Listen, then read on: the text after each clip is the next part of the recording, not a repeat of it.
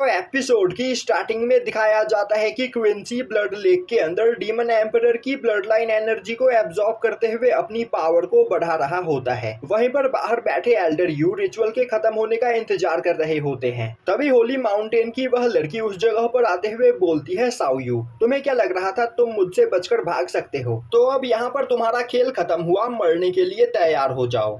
यह बोलते हुए वह एक स्पिरिचुअल नाइफ से एल्डर यू के ऊपर अटैक करती है, पर एल्डर यू उसके सभी अटैक्स को वहां पर डॉज कर लेता है और अब वह उस जगह पर उस लड़की के साथ फाइट करने लगता है। यह देखते ही वह लड़की हंसते हुए बोलने लगती है, तुम्हें क्या लग रहा है फाइट में तुम मुझसे जीत सकते हो? और तो और ओजावान ने मुझसे रिक्वेस्ट किया है कि मैं यहाँ पर तुम्हें जान से मार दूं, तो आज इस जगह पर तुम्हारा मरना तय है। यह बोलते हुए वह एक अटैक करके एल्डर यू को खुद से दूर कर देती है, पर तभी एल्डर यू अपनी स्पिरिचुअल एनर्जी को रिलीज करते हुए दोबारा से उस लड़की के ऊपर अटैक करने के लिए आगे बढ़ता है और अब वह दोनों काफी स्पीड में एक दूसरे के ऊपर अटैक करने लगते हैं। पर वह लड़की काफी ज्यादा पावरफुल होती है, जिस वजह से एल्डर यू उसके अटैक से वहां पर घायल होता चला जा रहा होता है। दूसरी ओर क्विंसी की पावर लगातार बढ़ती चली जा रही होती है, जो देखते ही एल्डर यू वहां पर खुश होते हुए बोलता है, तुम्हें क्या लग रहा है तुम इतनी आसानी से आज मुझे यहाँ पर मार सकती हो? यह बोलते हुए वह अपनी पूरी पावर का यूज करते हुए अपने व्हील चेयर से उठकर उस लड़की के ऊपर अटैक करने लगता है, पर वह लड़की एल्डर यू के सभी अटैक्स को ब्लॉक करते हुए उसे वहां पर काफी बुरी तरीके से घायल कर देती है। और अब वह एल्डर यू के पास आते हुए बोलती है, तुम स्टार्टिंग से ही काफी ज्यादा इरिटेटिंग थे, पर आज यहाँ पर तुम्हारा मरना तय है। यह बोलते हुए वह एक बड़े से पत्थर को उठाकर उस पत्थर से एल्डर यू को क्रश करने की कोशिश करती है, जो देखते ही एल्डर यू अपनी बची हुई पावर का यूज करते हुए ब्लड लेक के अंदर कूद जाता है। वह लड़की उस बड़े से पत्थर को ब्लड लेक के अंदर फेंक देती है। तभी उस बड़े से पत्थर को उठाते हुए क्विंसी अपने साथ एल्डर यू को लेकर ब्लड लेक से बाहर निकलता है। अब उसे देखते ही वह लड़की बोलने लगती है, पिछली बार मैंने तुम्हें आज से 10,000 साल पहले देखा था और मुझे अपनी आंखों पर यकीन नहीं हो रहा है कि तुम अभी भी जिंदा हो। तो अब यहाँ पर फाइट में और भी ज्यादा मजा आने वाला है।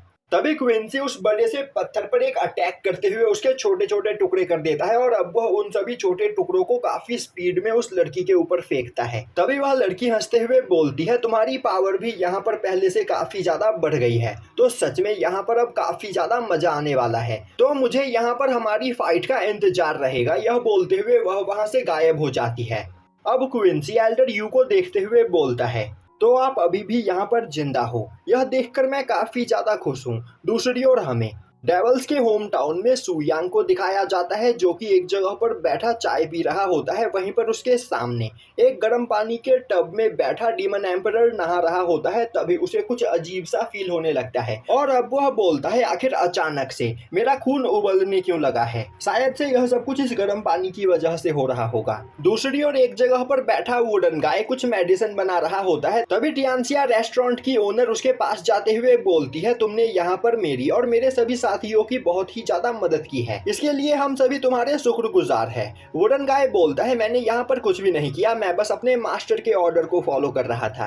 और अब वह अपने द्वारा बनाया गया मेडिसिन टियानसिया रेस्टोरेंट की ओनर को देता है। दूसरी ओर सांगनिंग चाय का एक कप लेकर सुयांग के पास पहुंचती है और अब वह उसे वह देते हुए बोलती है, मास्टर, यहाँ पर डीमंस और इमॉर्टल्स के बीच चल रही वॉर अब पहले से भी काफी ज्यादा खतरनाक हो चुकी है, तो क्या हमें इसे रोकना चाहिए? सुयांग बोलता है, हमें इतनी जल्दबाजी नहीं करनी चाहिए। यह बोलते हुए वह वहां पर चाय पीने लगता है। तभी उस जगह पर टियानसिया रेस्टोरेंट की ओनर आती है, जिसे देखते ही डीमन एम्परर काफी ज्यादा हैरान होता है। अब सांगनिंग पीछे मुड़कर टियानसिया रेस्टोरेंट की ओनर के चेहरे को देखते हुए बोलती है, आखिर तुम्हें क्या हुआ? कहीं यह किसी पॉइजन का इफेक्ट तो नहीं? टियानसिया रेस्टोरेंट की ओनर उसे बताती है कि यह एक मेडिसिनल मड है, जो कि उसे वुडन गाय ने दिया है और इसे चेहरे पर लगाने के बाद कोई भी खूबसूरत बन सकता है। और अब वहां पर आते हुए वुडन गाय बाकी सभी लोगों को भी वह मड लगाने के लिए देता है। तभी डीमन एम्परर बोलता है, इस बारे में सोचना भी मत, मैं यह मड नहीं लगाऊंगा। जो सुनते ही वुडन गाय उसे जबरदस्ती वह मड लगाने के लिए उसका पीछा करने लगता है। अब सीन शिफ्ट होता है और हमें दिखाया जाता है कि इमॉर्टल क्लैन के हेड के पास एक लड़की आते हुए उसे बताती है कि एल्डर यू किसी फाइट की वजह से यहाँ पर काफी ज्यादा घायल हो चुका है, तो हमें यहाँ पर जल्द से जल्द कुछ करना होगा। तभी बगल में बैठा एक इमॉर्टल बोलता है, यह तो हमारे लिए एक अच्छी खबर है, जैसे ही एल्डर यू यहाँ पर मरेगा डीमंस की पावर पूरी तरीके से खत्म हो जाएगी, जिसके बाद हम डीमंस को काफी आसानी से डिस्ट्रॉय कर देंगे। तभी इमॉर्टल क्लैन का हेड बोलता है यही सही टाइम है डीमंस के ऊपर अटैक करते हुए उन्हें डिस्ट्रॉय करने का। यह सुनते ही सामने बैठा इमॉर्टल बोलता है मास्टर, मैं अभी तुरंत अपने सभी साथियों को लेकर डीमंस के ऊपर अटैक करने के लिए जाता हूँ। इमॉर्टल क्लैन का हेड बोलता है इसकी कोई जरूरत नहीं, मैंने पहले ही यह काम शंघाई के लोगों को दे दिया है, तो वह यहाँ पर सब कुछ संभाल लेंगे। दूसरी ओर हमें दिखाया जाता है कि शंघाई के इमॉर्टल्स ने डीमन क्लैन के ऊपर अटैक कर दिया होता है, पर वहाँ पर उनका सामना होता है क्विंसी से, जिसके हाथ में ब्लड डीमन नाइफ होता है। और यहाँ पर ब्लड डीमन नाइफ को बस एक डीमन एम्परर ही कंट्रोल कर सकता है, और वह एक एक करके वहाँ पर धीरे धीरे सभी इमॉर्टल्स को मारे चला जा रहा होता है। और अब वहाँ पर सभी इमॉर्टल्स को मारने के बाद वह वहाँ पर बचे हुए एक इमॉर्टल से बोलता है जाओ और अपने क्लैन के हेड फेंगजू को बता दो कि मैं उससे मिलने के लिए जल्द ही आ रहा हूँ, तो वह फाइट के लिए तैयार रहे।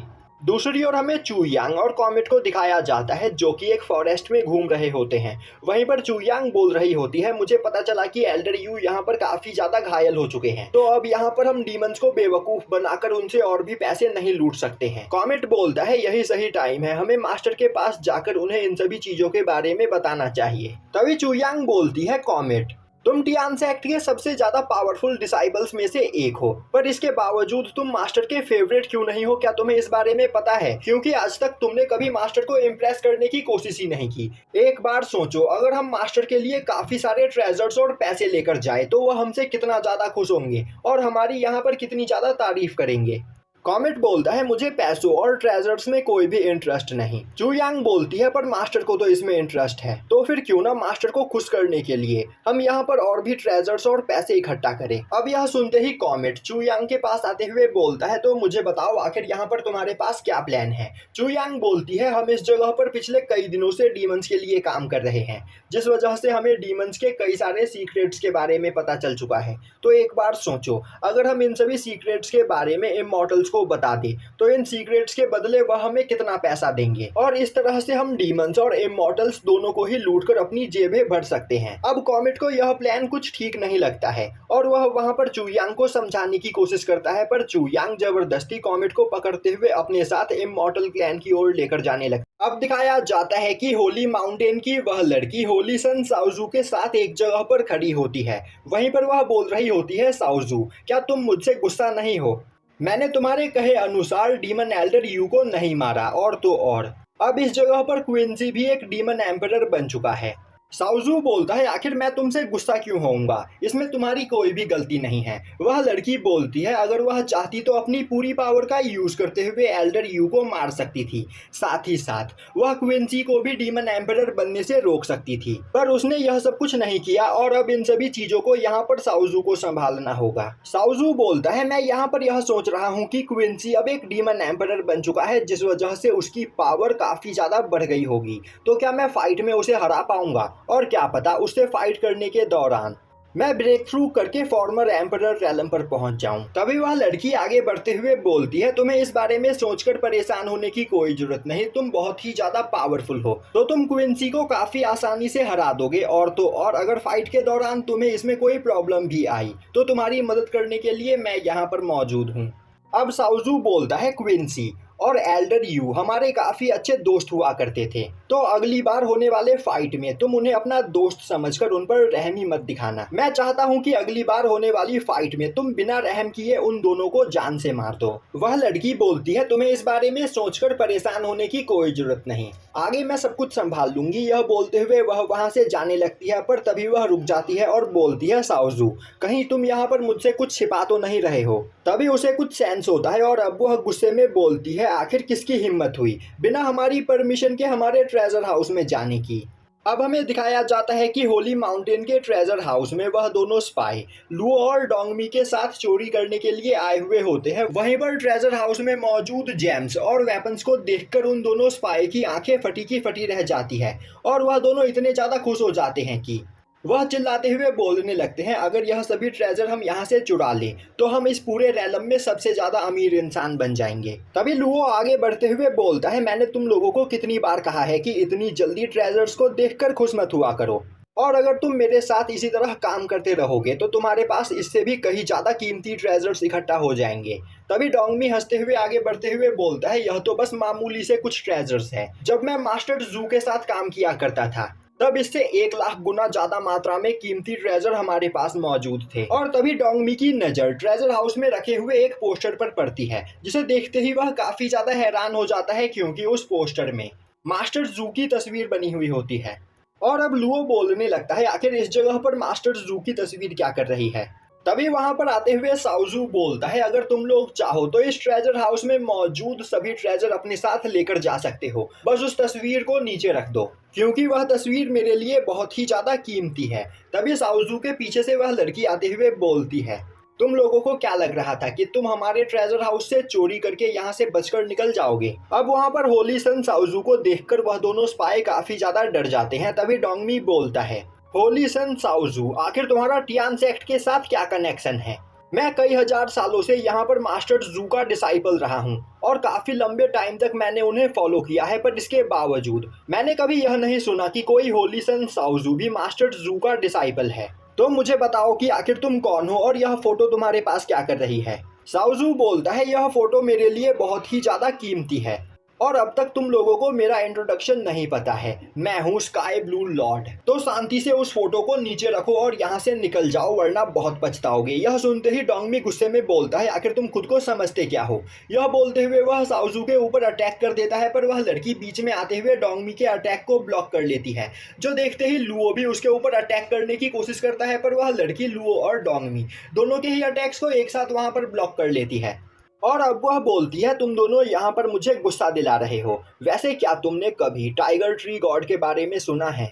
अब सीन शिफ्ट होता है और हमें डेवल्स का एरिया दिखाया जाता है, जहाँ पर टियानसिया रेस्टोरेंट की ओनर सू यांग के लिए एक स्पेशल चाय बनाने के लिए कुछ पत्ते तोड़ रही होती है, पर तभी वह देखती है कि सू यांग वहां से गायब होता है। अब सांगनिंग उसे बताती है कि सू यांग डीमन एम्परर के साथ फोर्थ वेन की कुछ इन्फॉर्मेशन कलेक्ट करने के लिए गया है। अब हमें दिखाया जाता है कि सू यांग डीमन एम्परर के साथ एक बड़ी सी दीवार के सामने खड़ा होता है। वहीं पर डीमन एम्परर बोल रहा होता है, आज से 10,000 साल पहले थर्ड, फोर्थ और फिफ्थ वेन एक दूसरे में मर्ज होकर कनेक्ट हो गए, पर यहाँ पर अभी भी फोर्थ वेन फिफ्थ वेन से एक दीवार की बदौलत अलग है और इस बड़े से दीवार को पार करने के बाद ही हम फोर्थ वेन में एंटर कर सकते हैं। यह बोलते हुए डीमन एम्परर उस दीवार के पास जाकर उसे टच करने की कोशिश करता है, पर तभी वहां पर एक फॉर्मेशन एक्टिवेट हो जाता है और अब उस फॉर्मेशन के अंदर से डीमन एम्परर के ऊपर एक काफी खतरनाक अटैक होता है, जिसे देखते ही डीमन एम्परर डर जाता है और बोलता है, इस फॉर्मेशन को यहाँ पर डीमन किंग और इमॉर्टल किंग दोनों ने ही अपनी पावर को मर्ज करके बनाया है, जिस वजह से यह फॉर्मेशन काफी ज्यादा खतरनाक है। तो आखिर उन्होंने इस दीवार के ऊपर इस फॉर्मेशन को क्यों सेट किया,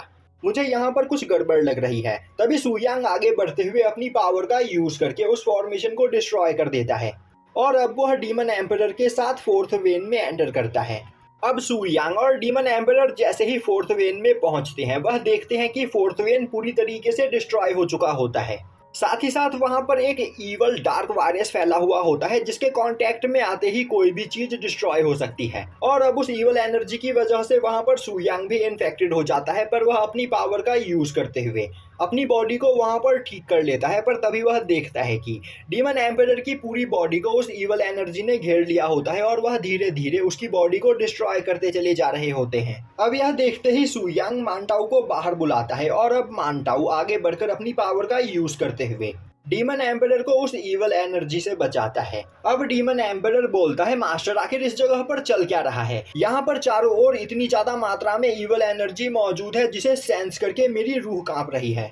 तभी वह दोनों देखते हैं कि वहां पर दो लोग एक लेडी को काफी बुरी तरीके से मार रहे होते हैं। वहीं पर वह लेडी अपनी जान की भीख मांगते हुए बोल रही होती है, उसके पास एक छोटा बच्चा है तो वह दोनों उसे जाने दे। पर वह दोनों पर्सन उस लेडी को मारते हुए बोल रहे होते हैं, हमें पता है तुम डैगर प्रिजन से भागकर यहाँ पर आई हो, तो हम तुम्हें जिंदा नहीं छोड़ सकते हैं। वहीं पर वह दोनों पर्सन उस लेडी से कोई चीज मांग रहे होते हैं, पर वह लेडी बोल रही होती है उसके पास वह चीज नहीं है। यह सुनते ही एक पर्सन गुस्से में उस लेडी से उसके बच्चे को छीन लेता है और बोलता है, अगर तुमने हमें वह चीज नहीं दी तो हम तुम्हारे बच्चे को जान से मार देंगे।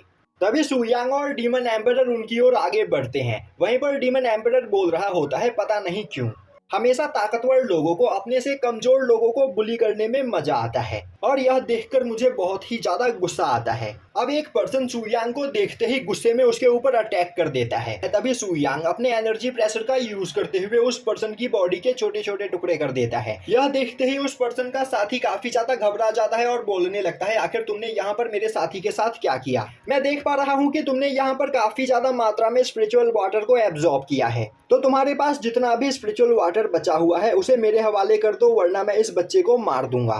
तभी अचानक से उस पर्सन की पूरी बॉडी डिस्ट्रॉय हो जाती है। अब सुयांग देखता है कि वह बच्चा वहां पर एक मॉन्स्टर में बदल चुका होता है और वही उस पर्सन को वहां पर खा रहा होता है। तभी बगल में खड़ी वह लेडी बोलती है, आखिर तुम्हारी हिम्मत कैसे हुई यहाँ पर मेरे और मेरे शिकार के बीच में आने की? और अब वह मॉन्स्टर उस लेडी के कंधे के ऊपर जाकर बैठ जाता है और यहीं पर यह एपिसोड खत्म हो जाता है।